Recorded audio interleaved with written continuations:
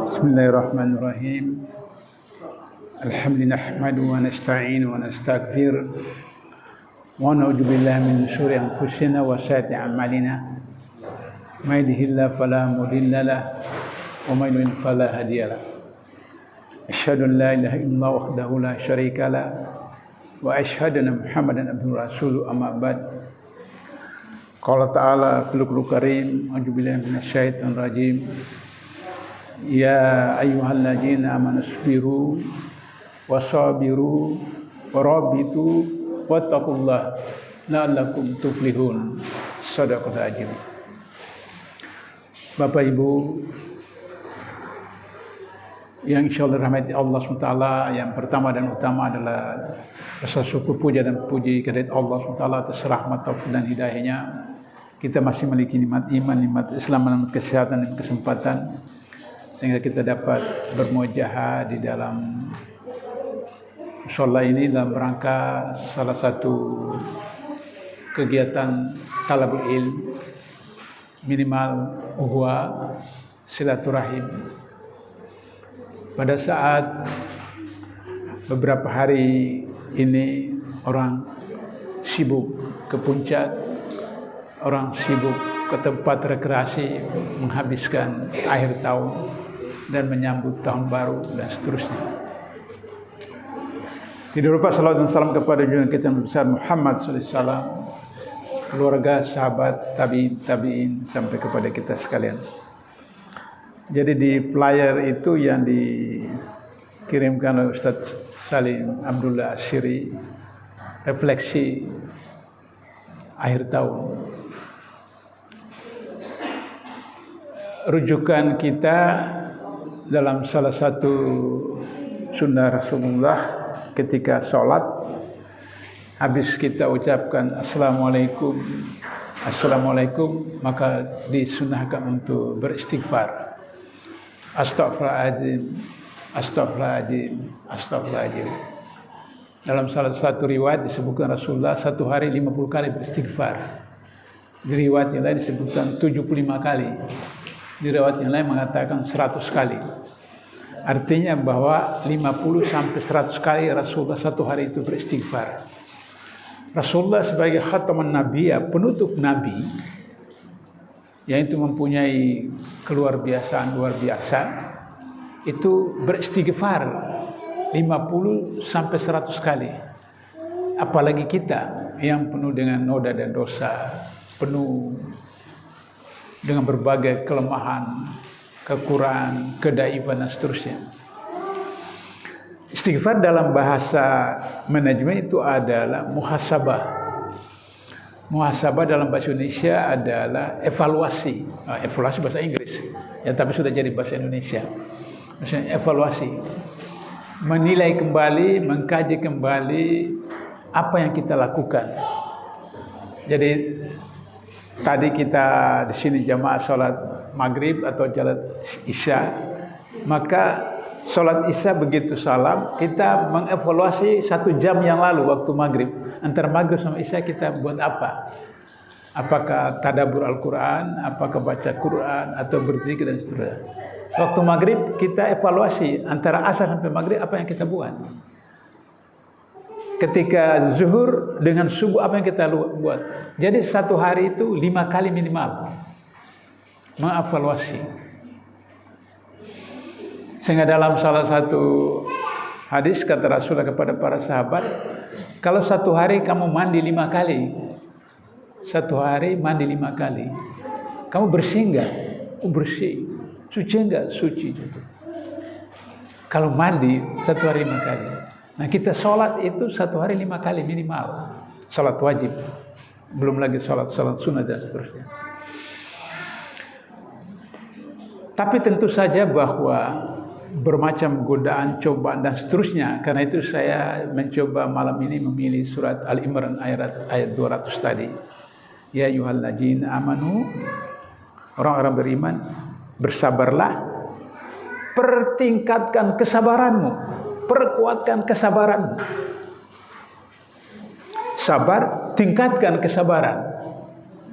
Lindungi perbatasan kota, perbatasan negara, perbatasan wilayah, perbatasan keluarga, perbatasan famili.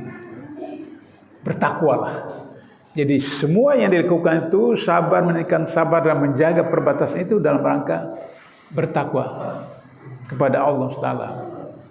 Mudah-mudahan dengan demikian mendapat pertolongan dari Allah Taala.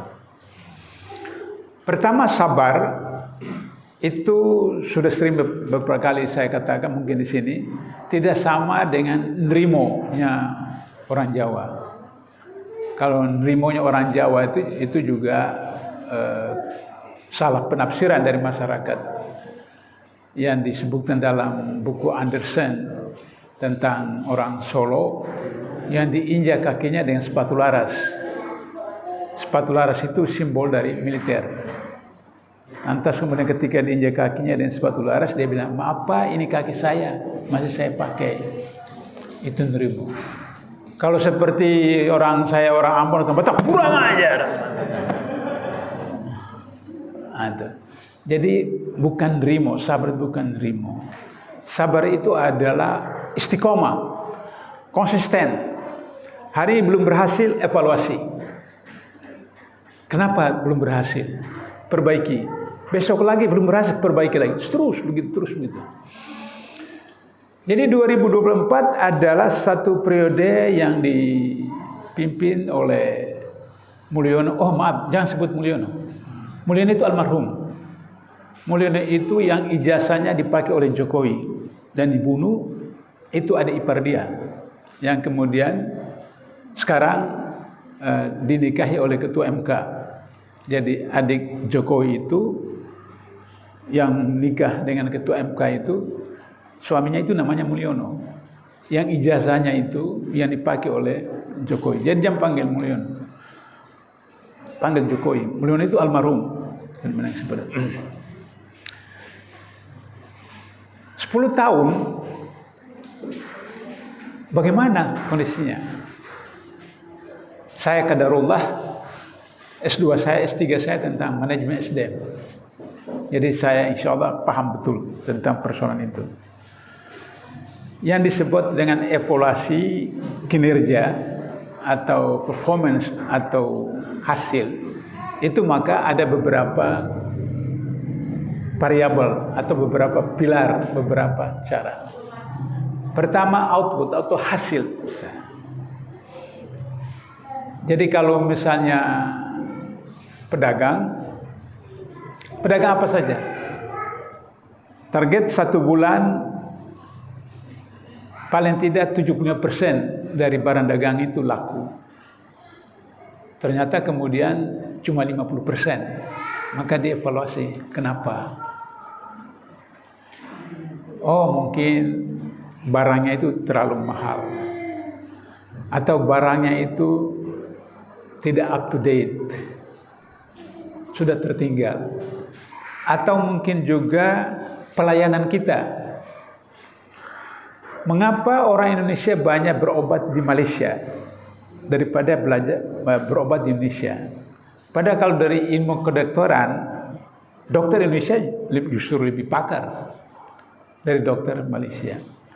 Tapi kenapa banyak orang Indonesia berobat ke Malaysia? Karena pelayanannya.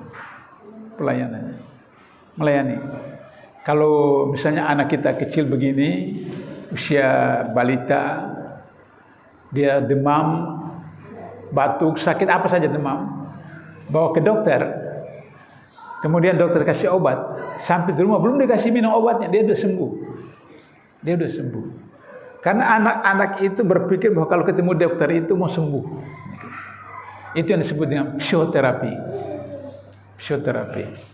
Jadi pengalaman saya di Malaysia, kalau demam-demam atau apa, kemudian pergi ke dokter swasta, dia ada papan tulis kecil, dia terangkan apakah batuk, apakah demam, apa, dia terangkan kenapa begini.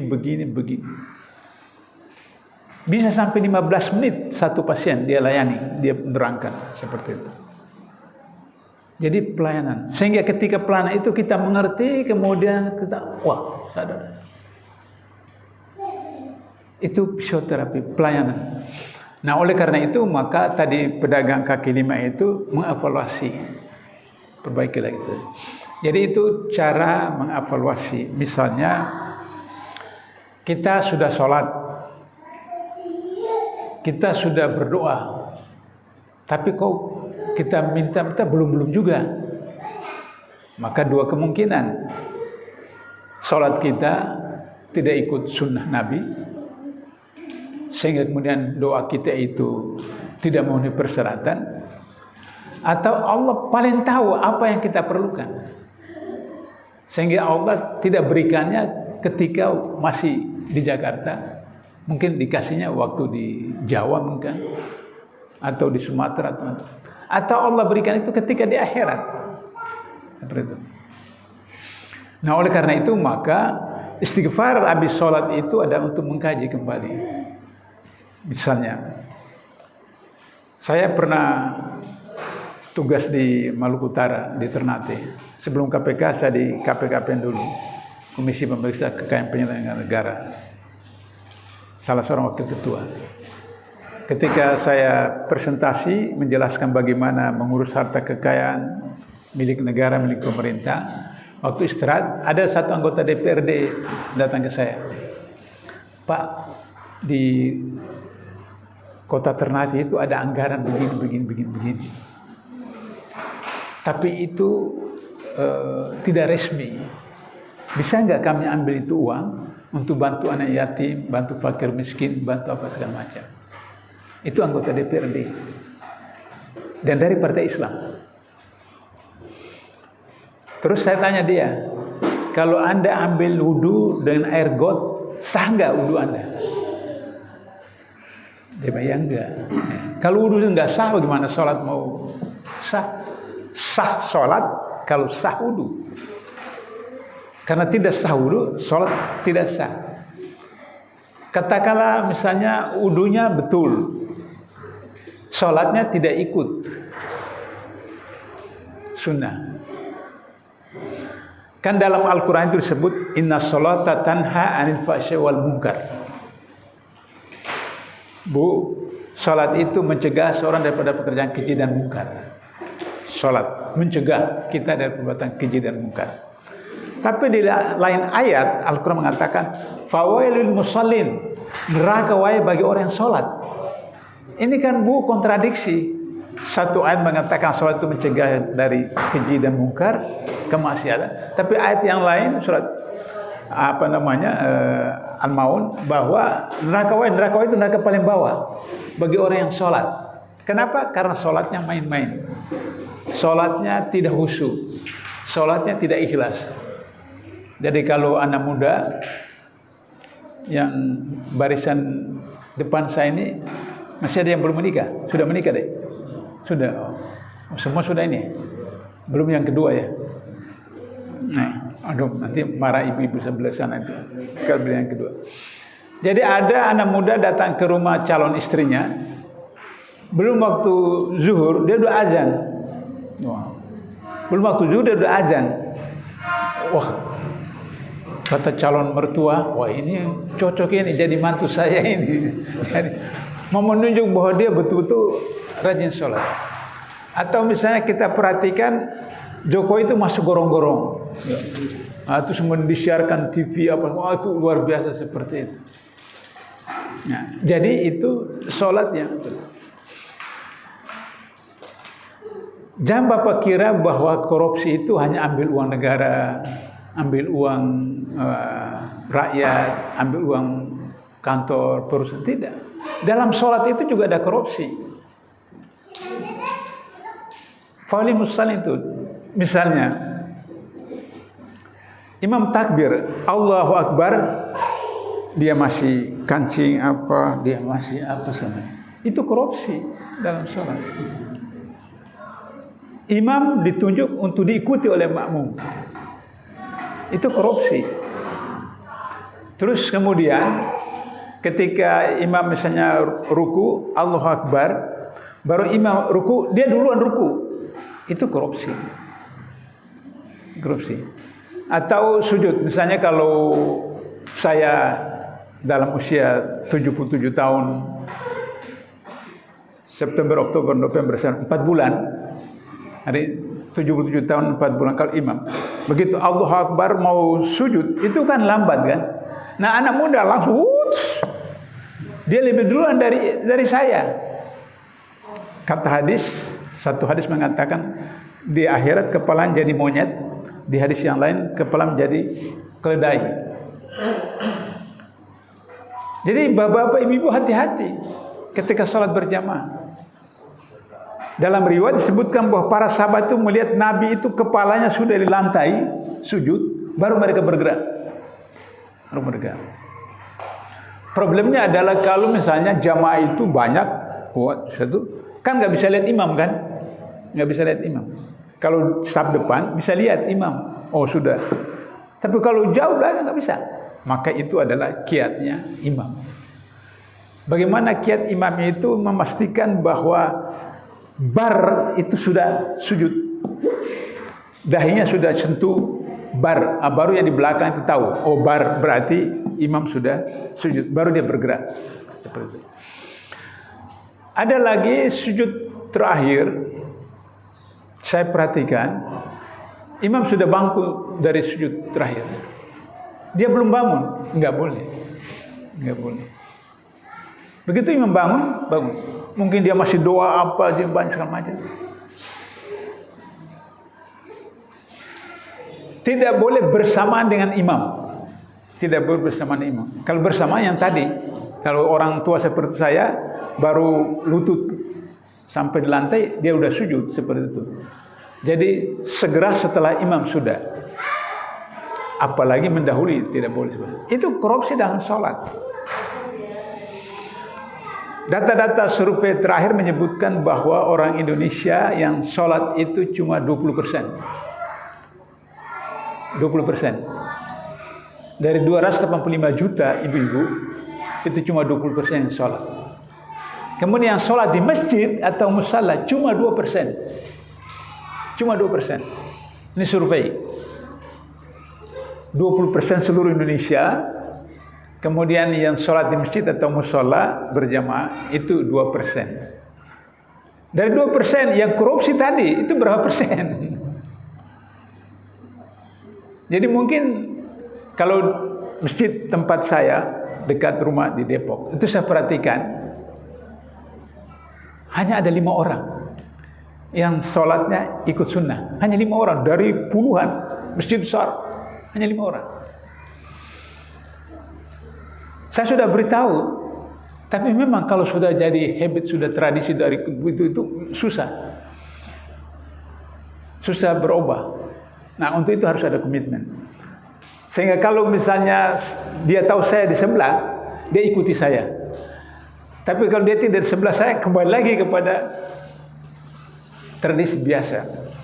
Nah, jadi evaluasi muhasabah itu mulai secara itu bertahap.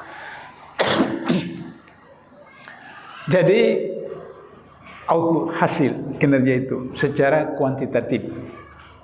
Ada secara kualitatif. Secara kualitatif itu misalnya begini. Kenapa kita punya toko, punya warung, terus kemudian kita harus mengeluarkan zakat, baik fitrah maupun harta, mal. Tidak ada urusan saya dengan ibu-ibu ini atau bapak-bapak dan siapa saja. Tapi saya harus memberikan zakat, fitrah maupun mal. Maka menurut orang kapitalis, orang sekuler, hasil usaha sendiri, kerja saya sendiri, apa sama nggak ada urusan, kenapa? Sekarang coba ibu-ibu pikirkan. Ibu punya warung itu jual nasi lemak, nasi uduk atau apa saja begitu. Kalau tidak ada orang datang belanja sama nasi uduk ibu, laku enggak nasi uduk ibu? Enggak kan? Ada berapa banyak penjual nasi uduk? Tapi tetap ada yang datang belanja sama ibu, sama bapak. Siapa yang menggerakkan orang itu datang belanja sama warung ibu? Allah. Karena itu maka Bung Hatta itu orang Padang, belajar di Belanda, tapi orang Padang. Beliau cucu dari seorang kiai terkenal di Sumatera Barat, Kiai Abdul Rahman. Di mana dalam Sumatera Barat itu berlaku adagium atau pepatah, adat bersandikan syara bersandikan kitabullah. Maka beliau mengusulkan pasal 33 dan Undang-Undang 45 itu tentang sistem koperasi. Kenapa? Pasar Nabi itu, pedagang-pedagang di pasar Nabi itu koperasi. Misalnya ini pintu masuk pasar, saya persis di pinggir pintu masuk, maka orang begitu masuk belanja sama saya. Tapi 5, 6, 7, 8, 9, 10 saya bilang maaf, jangan belanja sama saya, belanja sama teman sebelah, belum ada yang belanja sama dia. Maka dia belanja sama saya. 5, 6, 7 kemudian datang, jangan belanja sama saya, sana. Sampai itu orang semua dalam pasar itu semua barangnya dibeli. Itu koperasi, sistem Islam. Itulah kemudian masuk dalam Undang-Undang Dasar 45. Orang Padang itu kan beda-beda tipis dengan orang Cina. Ada orang Padang di sini? Ada orang Padang. Ya. Beda-beda tipis dengan orang Cina. Kalau nanti ada transmigrasi ke bulan, maka yang pertama orang transmigrasi ke bulan kan orang Amerika, yang kemudian orang Rusia, yang ketiga orang Cina, yang keempat orang Padang. Karena orang Amerika, Rusia, Cina harus makan. Nah, makan harus ada warung Padang di bulan itu. Harus makan. Karena saya alami. Saya ketika sebelum di KPK, di KPKPN, saya harus datang memeriksa kekayaan ketua DPRD Kabupaten Manggarai di NTT.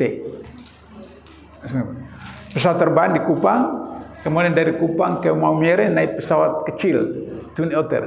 Dari Maumere itu naik bis, 2 kali ganti bis, berangkat jam 6 pagi sampai menjelang subuh di tempat itu. Sepanjang jalan tuh lihat babi lalu sana apa, babi apa sama macam. Jadi waktu jam 12, jam 1 istirahat, orang makan. Waduh, bagaimana saya makan ini? Lihat kiri kanan babi. Terus ada, kan waktu itu belum ada Indomaret, belum Alfamart, tapi ada toko begitu. Saya beli minuman. Terus saya tanya, itu warung orang singgah makan itu punya siapa? Orang Padang. Betul orang Padang? Iya orang Padang. Datang situ saya makan. Jadi orang Padang menolong saya waktu saya di NTT itu bisa makan di warung Padang. Begitu juga waktu saya pertama kali tugas di Denpasar. Ini istri saya itu bawa tempat masak, nginap di hotel untuk masak seperti itu. Hanya kemudian saya cari jumpa restoran Padang di kota Denpasar seperti itu. Nah jadi perbedaannya antara orang Padang dan orang Cina adalah bahwa Cina itu, tentu saja Cina ini yang saya maksud ini Cina kafir. Kalau sudah dia Islam bukan lagi Cina, disebut orang Islam. Tapi kalau bukan Islam tetap disebut Cina. Adagium atau filsafat orang Cina itu semua yang diam disembah, semua yang bergerak dimakan. Semua yang diam disembah, semua yang bergerak dimakan. Sampai orang Cina sendiri mengatakan kepada orang Melayu, baik di Malaysia maupun Indonesia, jangan percaya orang Cina. Orang Cina sendiri begitu. Jangan percaya sama orang Cina. Orang Cina sendiri ngomong begitu. Coba lihat PIK 2, Rempang, dan pasien yang banyak sekali di seluruh Indonesia itu. Itu habis. Tidak peduli seperti itu. Nah, jadi oleh karena itu maka kualitatif adalah bagaimana pelayanan seperti itu.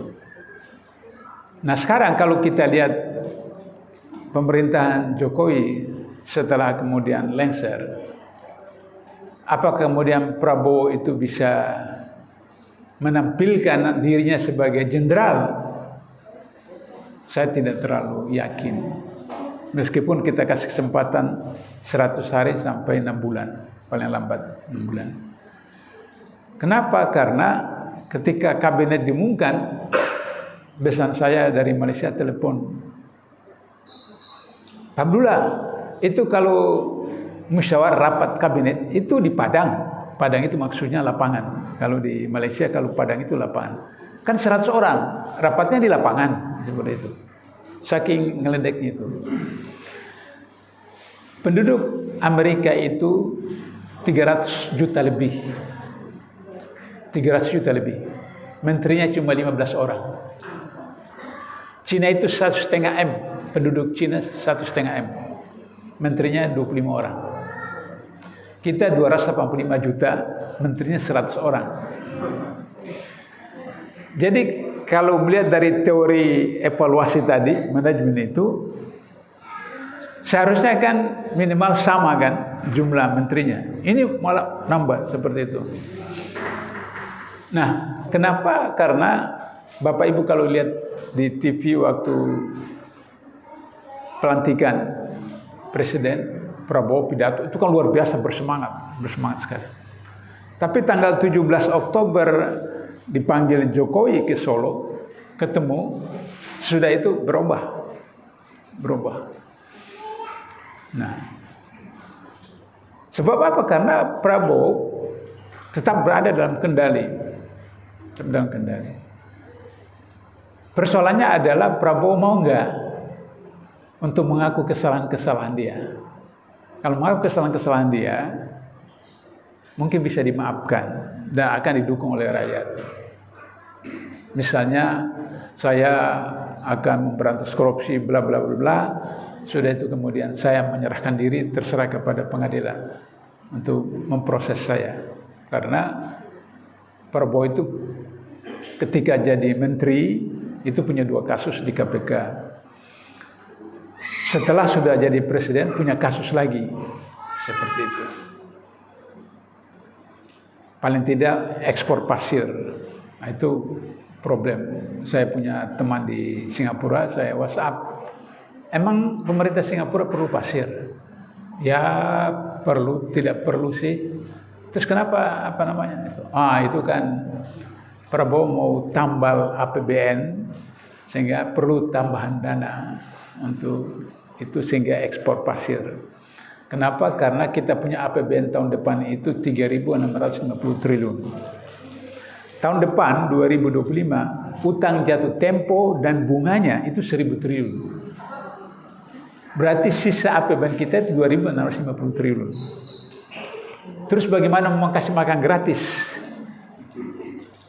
Terus kemudian mau ini menteri-menteri baru kan harus dikasih kantor, gaji apa segala macam itu. Dari mana seperti itu? Maka kemudian kenapa PPN jadi 12%? Dulu kan 10%. Waktu saya masih di KPK 10%. Kenapa 11% 2 tahun lalu? Karena untuk IKN 1% itu IKN. Nah sekarang kenapa lagi 12%? Tambah persen itu karena untuk tambal APBN seperti untuk. Kalau Bapak Ibu lihat Prabowo pidato di depan Hari Guru Nasional, dia katakan gaji guru akan naik, honor naik, apa segala macam. Saya perhatikan wajah Sri Mulyani itu kecut, tidak gembira, karena dia yang tahu uang negara, dia tahu kondisi bagaimana mau dapat uang dari mana itu seperti itu.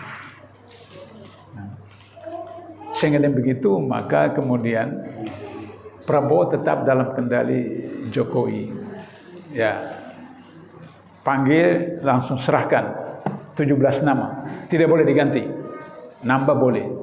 Jadi dalam kabinet Prabowo ini 17 orang Jokowi dan semua orang bermasalah. Semua bermasalah. Satu. Yang kedua, jangan libatkan Mega. Yang ketiga, maafkan anak-anak saya. Jadi Bapak dimaafkan. Kemudian yang terakhir, kalau tidak 9 naga turun. Jangankan 9 naga, 1 naga saja turun problem. Pemilu 97 waktu Orde Baru, Golkar itu 60% lebih, tertinggi di dunia. Tapi karena waktu periode terakhir itu Soeharto sudah masih ingat itu Ijo Royo Royo periode terakhir. Saya dengan Ustaz Salim masih di Malaysia seperti itu. Beliau mau kembali kepada umat, kembali kepada rakyat, apalagi Habibie sebagai ketua ICMI seperti itu. Maka kemudian dihajar oleh George Soros, Yahudi, dolar sampai 17.000 seperti itu. Kolaps. Itu satu George Soros. Kalau 9 naga, nggak usah 9, 2-3 naga saja. Karena yang ekspor itu mereka. Menteri bisa mengatakan ekspor batu bara naik, ekspor nikel naik, ekspor kelapa sawit naik, ekspor bla bla naik. Yang ekspor itu bukan pemerintah. Yang ekspor itu perusahaan. Jadi pemerintah cuma dapat pajaknya. Tapi batu bara itu satu jenis tambang yang tidak dikenakan pajak. Jadi undang-undang Minerba yang diselesaikan pada COVID-19 seperti itu pajak 1 tahun dari batu bara itu 150 triliun. 150 triliun, itu bebas. Sedangkan PPN 12% itu cuma 70 triliun 1 tahun. Itulah kenapa Undang-Undang Cipta Kerja itu dipaksakan supaya kemudian batu bara itu harus selesai tahun kemarin. Harus selesai 2 tahun kemarin. Tapi dengan Undang-Undang Minerba baru itu ditambah lagi 30 tahun. Padahal batu bara kita itu tinggal 40 tahun. Cadangan yang ada itu 40 tahun. Kalau minyak kita 2030. Kecuali ada dapat sumber baru. Nah, jadi dari segi kuantitatif seperti itu, kualitas apalagi. Tadi saya katakan misalnya pelayanan seperti itu. Tadi Ustaz Salim menjelaskan bahwa ada buku saya. 2 tahun lalu saya terbitkan buku tentang Orde Reformasi yang tergadai. Kalau Bapak lihat di TV tentang pegadaian, itu temanya kan pegadaian menyelesaikan masalah tanpa masalah. Kan itu jargon pegadaian, menyelesaikan masalah tanpa masalah. Kalau kita Orde Reformasi ini menyelesaikan masalah dengan masalah. Nah, apa itu? Saya sebutkan 5 krisis. Pertama, krisis korupsi. Bayangkan ada mantan orang Mahkamah Agung selama 10 tahun itu hampir 1 triliun. Dia kontrak rumah khusus untuk simpan itu uang dan emas sekian kilogram. Bukan emas Jawa, emas murni. Bayangkan itu. PN Timah 300 triliun. Dijatuhi hukum berapa? Cuma 6 tahun. 300 triliun cuma 6 tahun. Itu bukan KPK, itu kejaksaan. Ketua MK itu cuma berapa miliar. Ketua MK cuma berapa miliar. Soal dana pilkada. Itu seumur hidup. KPK jatuhkan hukum seumur hidup. Jadi itu problem. Gitu. Krisis korupsi. Kedua, krisis narkoba. Kalau zaman saya masih kecil, narkoba itu adalah anak-anak gelandangan. Anak-anak yang keluarga yang broken home apa segala macam. Itu narkoba. Hari ini narkoba masuk pesantren. Narkoba masuk kantor. Waktu kami geledah kantor ketua MK di belakang figura itu narkoba. Jadi ketua MK pakai narkoba. Beberapa anggota DPRD narkoba. Jadi narkoba masuk seluruh. Kenapa? Karena supplier terbesar narkoba di Indonesia itu Cina. Supplier terbesar narkoba itu Cina. Kalau misalnya Palestina, Gaza itu pakai peluru kendali, pakai roket apa segala macam, itu karena Amerika itu tidak mau bangkrut, Rusia tidak mau bangkrut. Jadi kalau tidak ada perang, pengangguran besar-besaran di Amerika. Kalau tidak ada perang, pengangguran besar-besaran di Rusia. Karena pabrik-pabrik senjata, pabrik-pabrik semacam itu ribuan orang, ratusan ribu karyawannya, bahkan jutaan. Jadi harus ada perang. Harus ada perang supaya kemudian produk senjata, produk semacam itu di sana. Tapi kalau seperti Indonesia, itu tidak perlu peluru kendali, tidak perlu roket, Pak. Cukup rusak generasi mudanya. Cukup rusak rumah tangganya. Dengan apa? Narkoba. Narkoba. Jadi kalau sudah narkoba, tidak ada semangat kerja, tidak ada militasi, tidak rusak. Ketiga, krisis keluarga ibu-ibu. Krisis keluarga. Beberapa hari lalu ada istri potong penis suaminya. Ya. Karena dia cemburu suaminya menikah lagi. Padahal dia tahu. Dia beritahu nanti madunya itu nanti datang istrinya bilang. Malam itu masih berhubungan istri. Kemudian istri itu pergi ke warung, dia terus jengkel, dia ambil pisau cutter itu, datang suaminya lagi tidur, potong. Data-data Kementerian Agama 1 tahun itu 10% yang menikah itu cerai. Yang menikah 1 tahun 10% cerai. Dari 10% cerai itu 70% itu gugatan cerai. Gugatan cerai itu artinya istri yang menuntut. Kenapa? Karena Ustaz Salim kasih uang jajan kepada nyonya satu hari cuma 5 juta. Mestinya 10 juta satu hari. Mobil yang dikasih cuma mobil Avanza. Mestinya Honda Accord, Alphard. Shoppingnya cuma di Sarina. Mestinya shoppingnya di Singapura, di Hong Kong. Maka buat cerai seperti itu. Jadi keluarga dirusak. Keluarga dirusak. Baru yang keempat, itu krisis penegakan hukum. Yang istilah orang kampung, pedang itu tajam ke bawah, tumpul ke atas.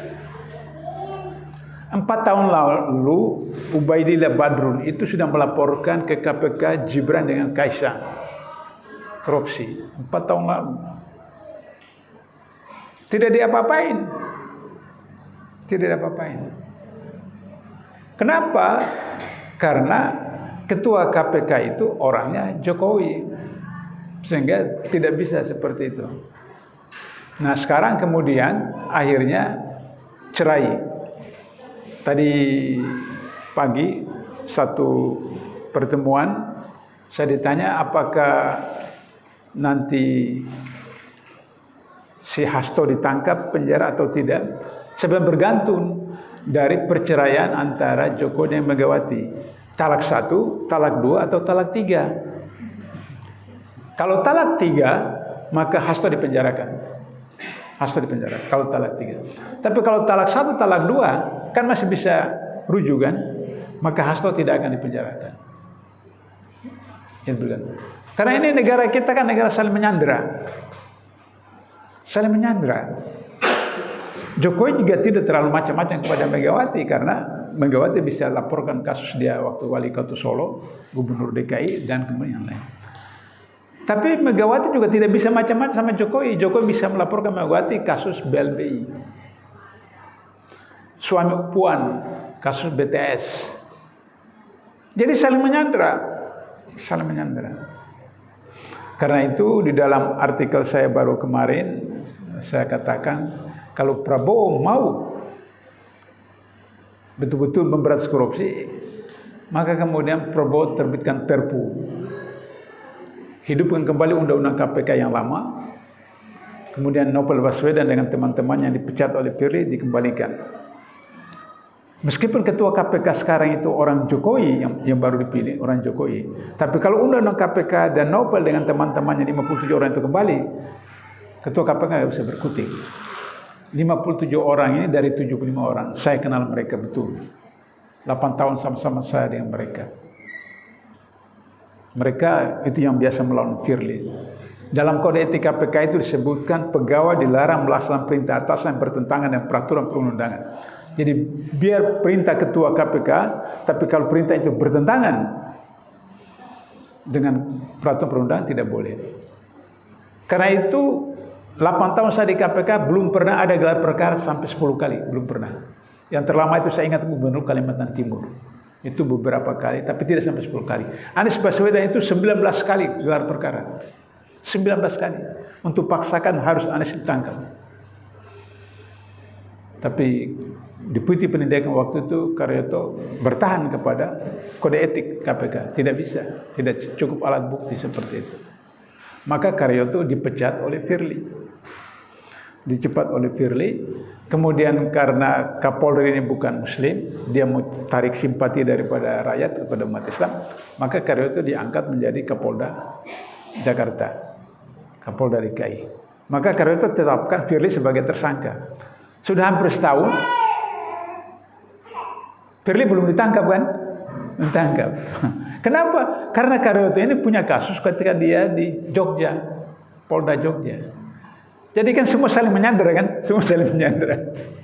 Jadi kalau Prabowo betul-betul mau berantas korupsi kemudian menyelesaikan persoalan, dia mengatakan, saya lakukan ini, nanti sudah itu saya menyerahkan diri. Seperti Presiden Cina, saya sediakan 100 peti mati, 99 kepada koruptor, 1 buat saya. Seperti itu. Saya 2012 atau 2017 saya ke Beijing, ke Cina. Saya temukan itu ternyata yang digantung ditembak mati Cina itu adalah oposisi. Oposisi, bukan orang partai Cina. Tapi ada pengaruhnya. Karena digantung, dibunuh, ditembak mati itu ada pengaruh kepada yang pejabat-pejabat seperti itu. Nah, jadi saya mau simpulkan supaya kita punya waktu untuk diskusi. Bagaimana kita mau evaluasi diri kita agar supaya bisa menjadi lebih baik daripada tahun lalu dan untuk tahun depan. Jadi Al-Iman 200 tadi itu sabar, tingkatkan sabar, kemudian jaga perlindungan perbatasan. Nah, ini kan perbatasan itu bisa negara, bisa juga organisasi, bisa juga keluarga dari gangguan. Kemudian terus bertakwa, mudah-mudahan dapat pertolongan. Nah, untuk itu maka bagaimana agar supaya yang disetir oleh Ustadz Salim tadi itu berkah itu? Berkah itu pertama adalah qanaah. Bu, kalau suaminya kasih 50.000 sehari, qanaah, alhamdulillah. Kasih 100.000, alhamdulillah. 500.000, alhamdulillah. Qanaah, seperti itu. Jadi berapa saja Bapak terima itu qanaah, ikhlas terima dia. Satu. Yang kedua berkah itu adalah kemudian dia berkembang. Jadi kalau misalnya punya 1 kios, 2 tahun, 3 tahun jadi 2 kios, jadi 3 kios dan seterusnya. Berkembang. Jadi saya pertama kali di Depok itu ditawarkan seekor kambing betina, terus kemudian sudah itu kemudian laki-laki 1 jantan, sudah itu berkembang. Jadi itu barakah, berkembang. Yang ketiga itu bermanfaat bagi orang lain. Maka kemudian tetangga saya yang tidak ada pekerjaan, saya bilang, Bapak kalau mau urus kambing saya, maka memberi manfaat kepada orang lain. Kemudian Bapak kalau tidak ada pekerjaan, ya bersihkan kebun apa sama. Jadi bermanfaat. Jadi barakah itu pertama qanaah, kedua kemudian dia berkembang, ketiga bermanfaat bagi orang lain, apakah tetangga dan seterusnya. Itu barakah.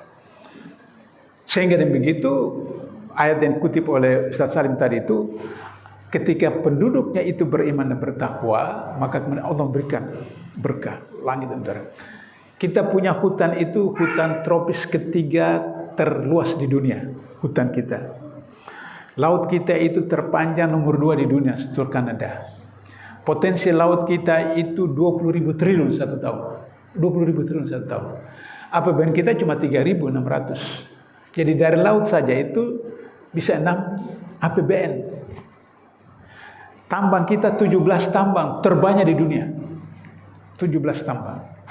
Yang data-data di KPK yang pernah disampaikan oleh mantan Ketua KPK Abraham Samad, kalau tambang itu dikelola oleh BUMN BUMD bukan oligarki, maka setiap rakyat dari Indonesia 280 juta itu setiap bulan terima 20 juta gratis tanpa kerja.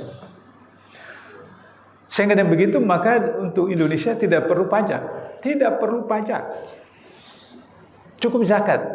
Zakat pertanian itu 10%. Zakat tambang itu bisa 12, bisa 15%. Dari zakat itu saja sudah selesai. Sudah selesai. Seperti apa yang dilakukan atau dialami oleh Umar Abdul Aziz. Dengan zakat maka semua persoalan diselesaikan. Baitul Mal penuh dengan emas, dengan dirham seperti itu.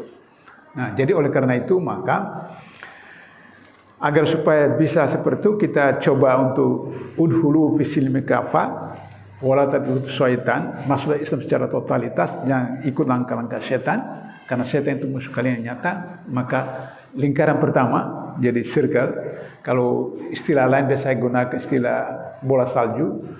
Dari atas gunung itu kecil begini, bulat seperti kelereng, guli. Dia bergilir sampai di bawah tetap bulat tapi besar.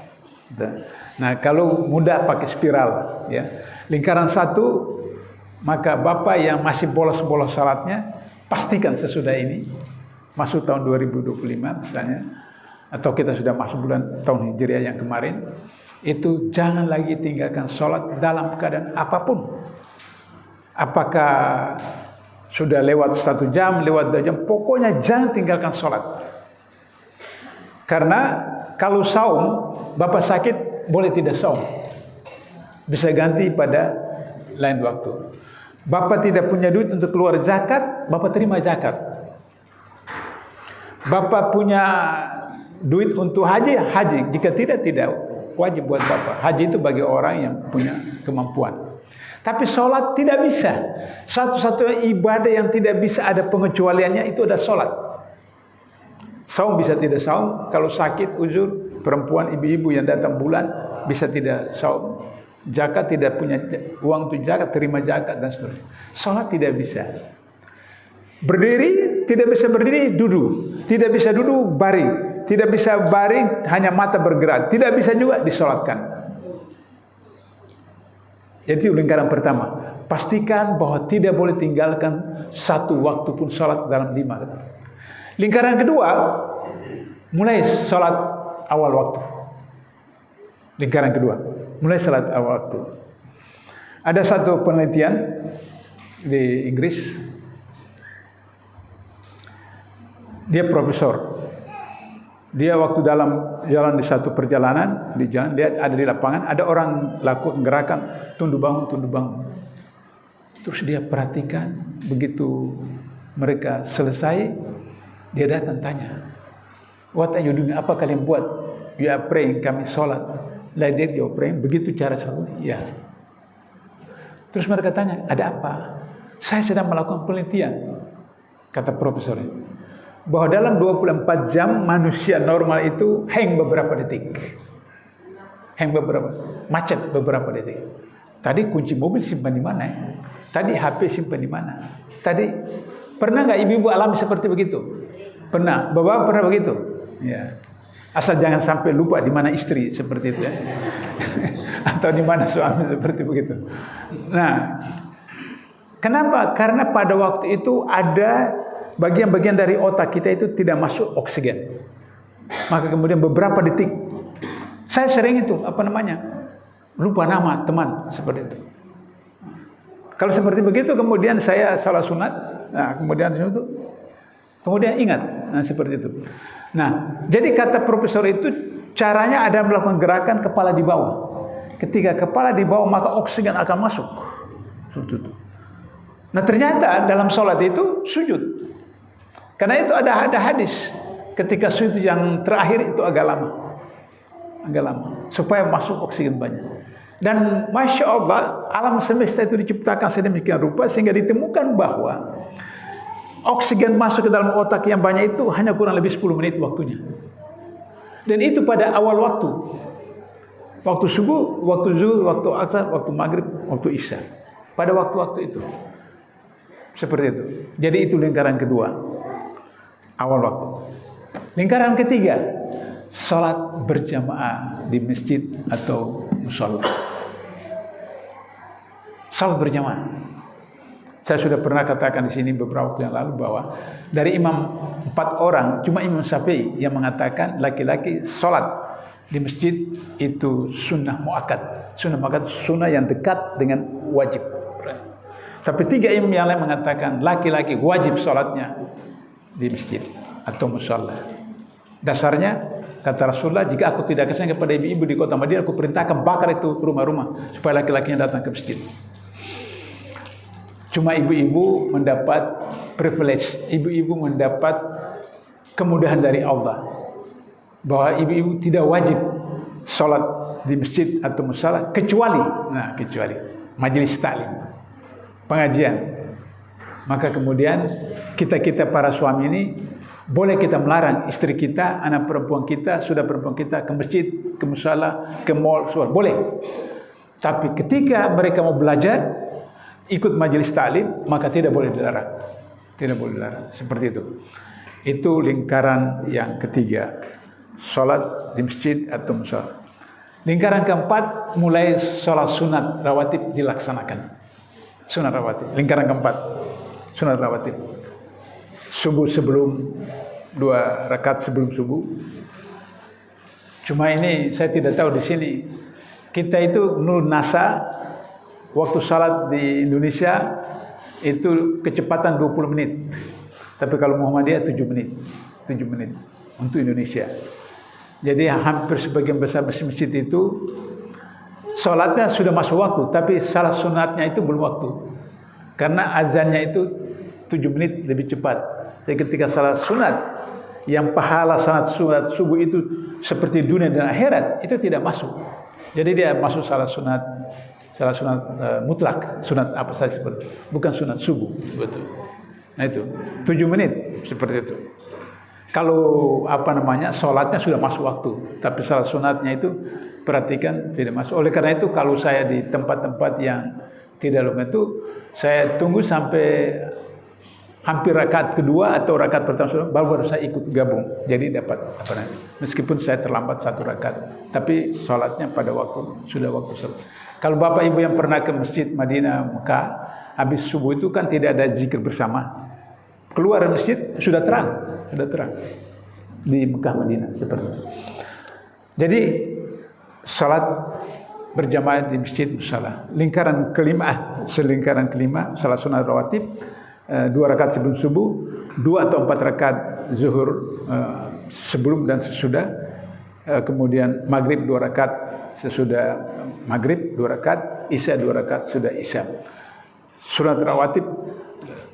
Lingkaran kelima, mulai sunat-sunat yang lain, misalnya duha 2 rakaat atau 4 rakaat. Nabi pernah 8 rakaat, seperti itu.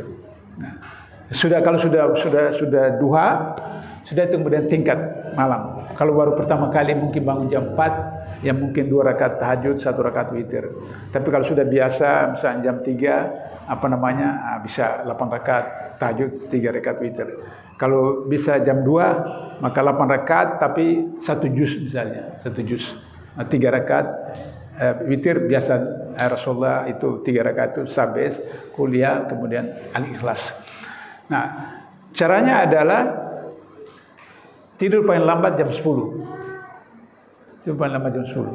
Kalau tidur jam 10, bangun jam 2. Insya Allah bangun jam 2. Ada penelitian yang mengatakan bahwa waktu kita sekolah di SD sampai mahasiswa tidur 8 jam kan, ilmu kesehatan. Itu tidak betul. Hasil penelitian terakhir 6 jam. 6 jam. Tidur yang sehat itu 6 jam. 6 jam. Jadi kalau kita misalnya tidur jam 10, bangun jam 4. Tapi kalau tidur jam 9, bangun jam 3. Nah, dalam teori kesehatan justru jam 3, jam 2 itu proses pembersihan paru-paru dan seterusnya. Sehingga ketika tahajud itu luar biasa.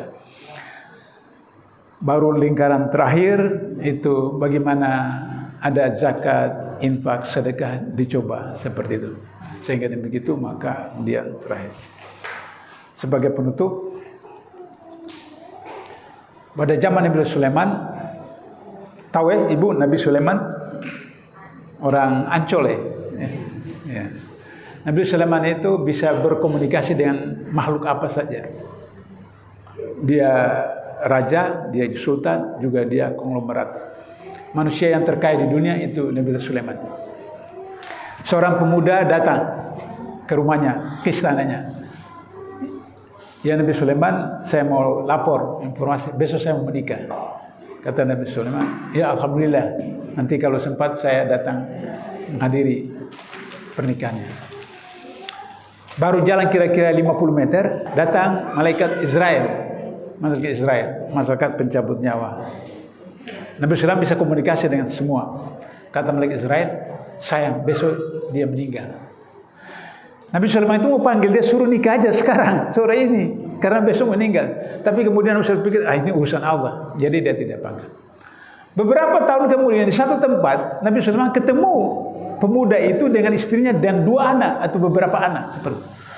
Lantas dalam bahasa kita, kurang ajar malaikat Israel, gua ditipu sama dia seperti itu. Akhirnya kemudian kan malaikat Israel bisa berkomunikasi begitu, itu terus kemudian muncul malaikat Israel di istana. Kamu bohongi saya. Kamu bilang berapa tahun lalu bahwa anak itu akan meninggal besok. Saya ketemu dia di satu tempat dengan istrinya dan beberapa anaknya. Kata malaikat Israel, besok itu saya datang cabut nyawanya. Tapi begitu saya cabut nyawanya, saya ditegah oleh Allah. Jangan cabut nyawanya. Kata Rasulullah, kenapa? Dia kembali dari rumah kamu, sampai di rumahnya, dia bagi separuh hartanya kepada penduduk di kampungnya. Dia bagi. Karena itulah Allah kemudian tunda waktunya. Jadi masa saya tanya, kan Pak Abdullah kita sudah ajarkan bahwa rezeki ajal kan sudah ditetapkan. Waktu kita masih di rahim ibu, masih di Lauh Mahfuz seperti itu. Saya bilang lah, kan yang punya otoritas Allah. Suka hati Allah. Allah mau on time, mau mundur apa itu urusan Allah seperti itu. Tapi ada syaratnya. Salah satunya adalah zakat. Dalam beberapa ayat Al-Quran disebutkan ketika orang di neraka itu mereka minta kembali ke dunia sebentar hanya untuk berinfak, untuk berzakat, untuk sedekah, bukan yang lain seperti itu. Nah, jadi oleh karena itu sebagai lingkaran terakhir cobalah bersedekah. Jadi tadi tromol lewat itu ketika keluarkan dompet jangan pilih-pilih warna kuning, warna hijau, warna apa, jangan. Biasakan sudah masukkan dalam pocket. Apakah 50, apakah 10, apa sudah, supaya kemudian begitu jadi ikhlas. Tapi kalau datang baru buka lihat-lihat begitu, itu tidak ikhlas itu, tidak ikhlas itu. Jadi biasakan seperti itu. Barangkali itu yang bisa saya sampaikan. Insya Allah kita coba diskusi kurang lebih setengah jam, supaya kemudian kita bisa dapat bekal tambahan ilmu dan kemudian skill seperti itu. Saya percayakan langsung. Ya, langsung saja. Dari ibu-ibu, dari bapak-bapak silakan.